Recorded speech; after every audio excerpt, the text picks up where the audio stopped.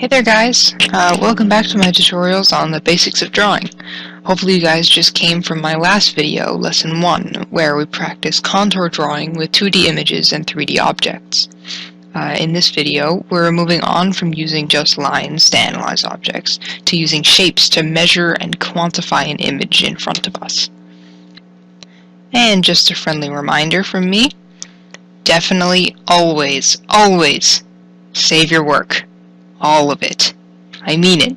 I really want you to post everything that you do pertaining to my videos and maybe not pertaining to my videos at 101artstreet.weebly.com. So right now, we're going to start learning one of the very first steps that any artist does when he or she starts a piece of art, and that is what we call blocking out.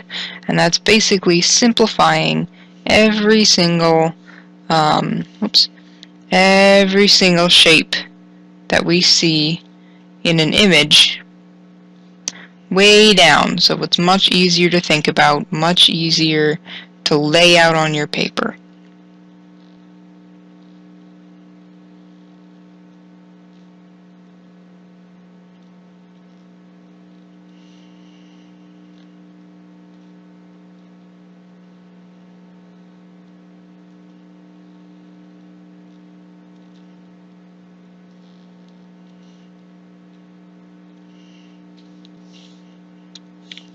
And then we're going to quantify the image and the information in the image using proportions and ratios to make it really easy to accurately put down all of the shapes that we blocked out here. So we're going to end up drawing this face. So get out your notebook and pencil if you haven't already.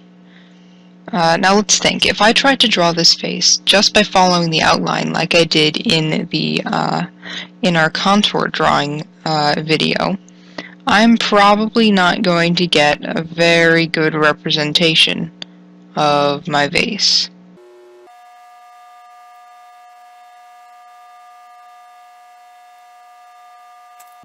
Alright, I'll admit that was a pretty sad attempt, but my point is, that's probably one of the hardest ways to draw anything, just by going along the outline.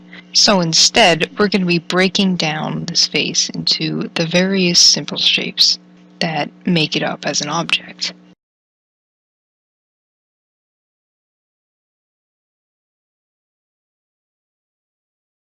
Now I'm just thinking about this two-dimensionally. I'm not really thinking about the actual 3D form of the object.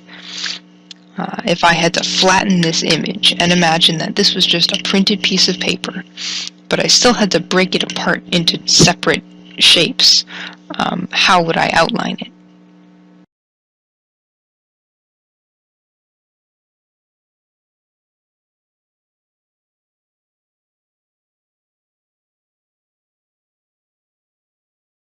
Can't trace this, but you would kind of block out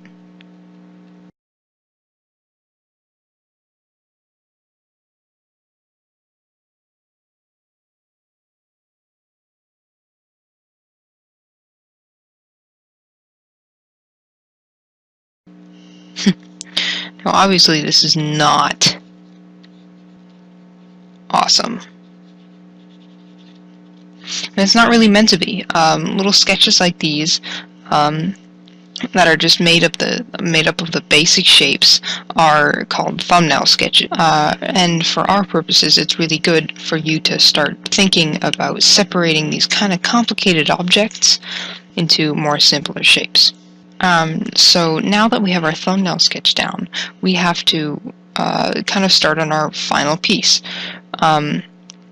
But in order to get some real realism down here, we have to take into account all of the nuances of the curves and the lengths and the dimensions of this vase that our thumbnail sketch really doesn't have, because it's just a basic impression of what this vase is going to take up on our page.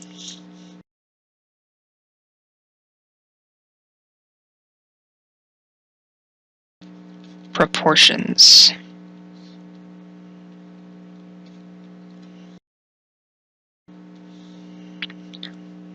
So why do we care about proportions anyway? Well, let me tell you. This is why we care about proportions. So obviously this is a self-portrait. It's kind of amateur, and it looks like a face, doesn't it? But it doesn't really look like a face. It's not realistic, and that's because, as you might notice, the eye is way too big, the nose is way too narrow, the forehead is way too short, the hair is just unnatural, the mouth is far too wide and is off-center from the nose. These are all they're kind of all the laws of the human face that this portrait is breaking, and they're also called the proportions, the proportions of the human face, and without them, then humans would not look quite so uniform, and they might all have lopsided mouths or eyes that are far too large for their faces. By comparison, this portrait, I don't know if they're of specifically the same person, but this portrait is very obviously is much better at capturing the essence of the subject than this portrait. If I looked at this portrait and if I knew this person, let's say they were the portrait of the same person, I would not be able to identify them. And this is because this portrait, by far, even if it didn't have the value scale that this one lacks, it by far just uses the natural proportions of the face more accurately to describe the subject, and that is the power of proportion. Now, obviously, there isn't a magical proportion chart for every object that's going to be laid out in front of you. There are a whole bunch of proportion charts for the human face on the internet that you can find everywhere, but those aren't going to help you draw something in front of you like this vase. But the good thing about proportions is that they are literally right in front of you. All you have to do is measure them. 1 unit of measurement to compare to all the rest of the object. So what I'm going to do right now is first set up my kind of my little paper over here. Let's pretend that this is my paper that I want to put this vase on. And obviously it's a little bit skinnier than this background for the vase. So I'm going to have to scale the whole vase down just for it to fit. So how do I do that correctly? Good question. So first, what I would do is choose my 1 unit of measurement. This unit of measurement shouldn't be too big and it shouldn't be too small.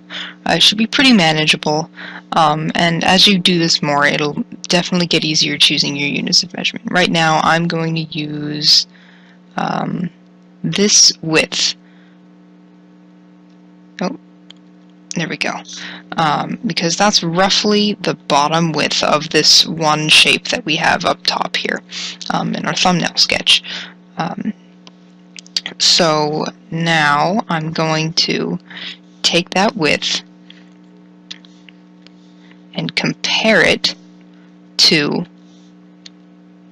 oh dear, here we go. I'm going to compare it to this width up here. And just by eyeballing it, it seems like this length is roughly, it looks like it's a little bit less than 2/3 of this entire width. So I'm going to write that down here. So 2/3. So that means that this width is roughly 2/3 of this, which also means that this width is 1.5 times, or 3 halves of this. And this is what we call a ratio. I'm sure you guys know about ratios. It's simple math, just simple fractions. This is always true, no matter what size that you make this image on your paper, no matter what color you draw it in, no matter what medium you draw it in, that ratio will always be true. So now what we're going to do is set the scale.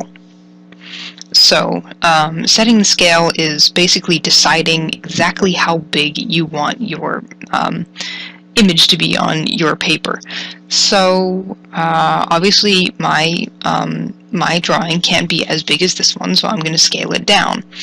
The widest part of this whole vase is actually between these 2 points, but I'm just going to use this part up here. So let's say I want it to be about from here to here, roughly. So that's that. Now we're going to so the second you set down one measurement for one part of your image, you automatically, like instantaneously, decide the size and the layout of the rest of the image, assuming that you're drawing it almost perfectly proportional. Instance that I've chosen to be this top part of the vase, and I'm going to connect it just over, just for my demonstration purposes. So this is going to be the width of this part of the vase on my drawing. Now I'm going to take that and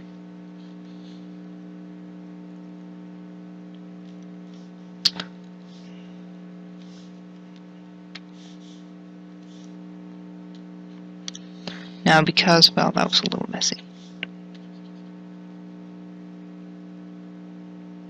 There we go. Good enough.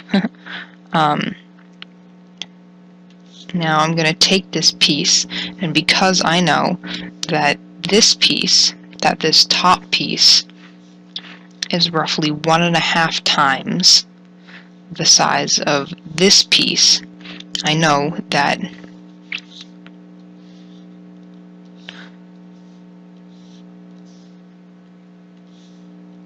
the top of my vase has to be 1.5 times the top, the bottom of this portion of the vase. So in order to get the width of this part, I'm going to take this length and divide it in thirds. And I'm just going to eyeball it here. It's just a little bit easier. So I'd say that thirds would be roughly, something like that. Yeah. So I'm going to cut off that portion of this length. I'm going to take it and I'm going to erase it. So this, what we end up with, is roughly 2/3 of this top length.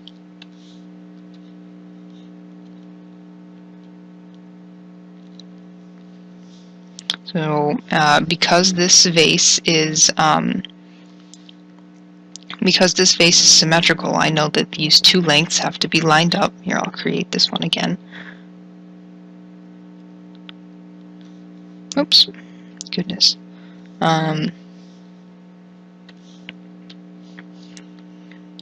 So then I know, placing it right under the middle, I know that that is the length,